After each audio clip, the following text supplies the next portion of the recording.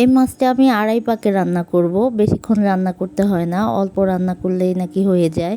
তো আজ একটু অন্যভাবে রান্না করব। তো আসসালামু আলাইকুম, কী অবস্থা সবার, সবাই কেমন আছেন? ফারিয়াস ব্লগে সবাইকে স্বাগতম। তো এখানে হচ্ছে আমি আজকে কাচকি মাছ রান্না করব। সব সময় তো হাতে মাখিয়ে রান্না করি, আজ হচ্ছে পেঁয়াজ মরিচ তেলে দিয়ে রান্না করব। তো এখানে আমি পেঁয়াজ মরিচ তেলে ভেজে নিয়েছি, ভেজে হচ্ছে সব রকমের গুঁড়ো মশলা দিয়ে দিয়েছি পরিমাণ মতো, দিয়ে হচ্ছে মশলাটা কষিয়ে এই যে টমেটো দিয়ে দিলাম। তো টমেটোটা আমি হচ্ছে আগে দিয়ে দিয়েছি, টমেটো ভালো করে আগে কষিয়ে নেব, তারপর হচ্ছে ছোট মাছগুলো দেব, কাচকি মাছগুলো, কারণ মাছের সাথে একসাথে টমেটো দিলে হচ্ছে মাছটা গলে যাবে বেশি টমেটো হতে হতে।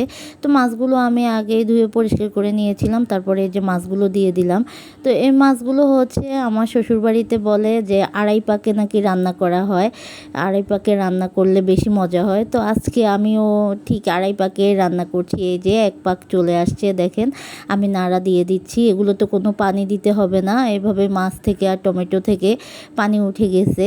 তো এই যে আরেকটা বলক আসছে, পাক মানে বলক আর কি, আরেকটা বলক আসছিল, নেড়ে দিয়েছি। এই যে আড়াই পাকের সময় হচ্ছে আমার মাছ রান্নাটা হয়ে গেছে। তো আমার মাছ রান্নাটা কেমন হয়েছে সবাই কমেন্টস করে জানাবেন। আমার ভিডিও যদি ভালো লেগে থাকে লাইক কমেন্টস করে পাশে থাকবেন। আর মাছটা খেতে কিন্তু অনেক মজা হয়েছে।